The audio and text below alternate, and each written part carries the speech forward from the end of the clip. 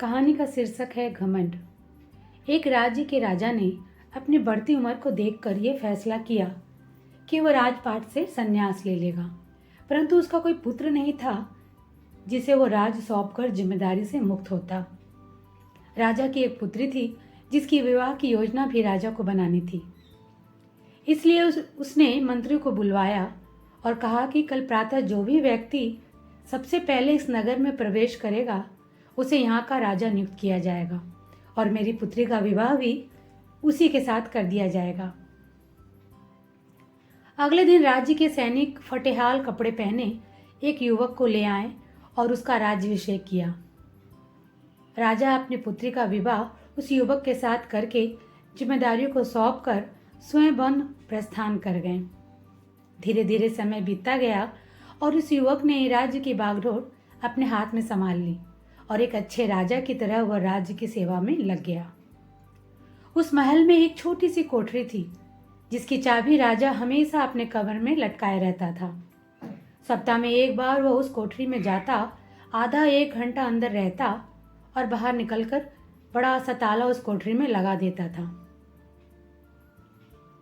और अपने अन्य कार्यों में लग जाता था। इस तरह राजा के बार बार उस कमरे में जाने से सेनापति को अचंभा होता था कि राजा राज्य का सारा खजाना, सारे रत्न, मणि, हीरे जवाहरात तो खजांची के पास है, सेना शस्त्रागार की चाबी मेरे पास है और अन्य बहुमूल्य कागजातों की चाबी मंत्री के पास है। फिर इस छोटी सी कोठरी में ऐसा क्या है जो राजा यहाँ हर सप्ताह अंदर जाता है और थोड़ी देर बाद बाहर निकल कर आता है। सेनापति से रहा नहीं गया। उसने हिम्मत करके राजा से पूछा कि राजन, यदि आपसे क्षमा करें तो ये बताइए कि उस कमरे में ऐसी कौन सी वस्तु है जिसकी सुरक्षा की आपको इतनी चिंता है। राजा गुस्से में बोले, सेनापति, ये तुम्हारे पूछने का विषय नहीं है, ये प्रश्न दोबारा कभी मत करना। अब तो सेनापति का शक और भी बढ़ गया। धीरे धीरे मंत्री और सभासदों ने भी राजा से पूछने का प्रयास किया, परंतु राजा ने किसी को भी उस कमरे का रहस्य नहीं बताया। बात महारानी तक पहुंच गई और स्त्री हट के आगे किसी की भी नहीं चलती।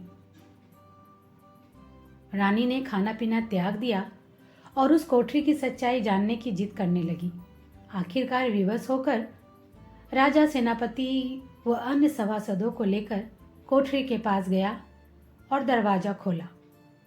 जब कमरे का दरवाजा खुला तो अंदर कुछ भी नहीं था सिवा एक फटे हुए कपड़े के जो दीवार की खूंटी पर लटका था। मंत्री ने पूछा कि महाराज, यहाँ तो कुछ भी नहीं है। राजा ने उस फटे कपड़े को अपने हाथ में लेते हुए उदास स्वर में कहा कि यही तो है मेरा सब कुछ। जब भी मुझे थोड़ा सा भी अहंकार आता है तो मैं यहाँ आकर इस कपड़े को देख लिया करता हूँ। मुझे याद आ जाता है कि जब मैं इस राज्य में आया था तो इस फटे कपड़े के अलावा मेरे पास कुछ भी नहीं था। तब मेरा मन शांत हो जाता है और मेरा घमंड समाप्त हो जाता है।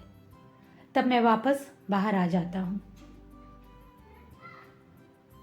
दोस्तों, अगर आपको ये कहानी अच्छी लगी तो प्लीज़ मेरे वीडियो को लाइक और सब्सक्राइब कर दीजिएगा।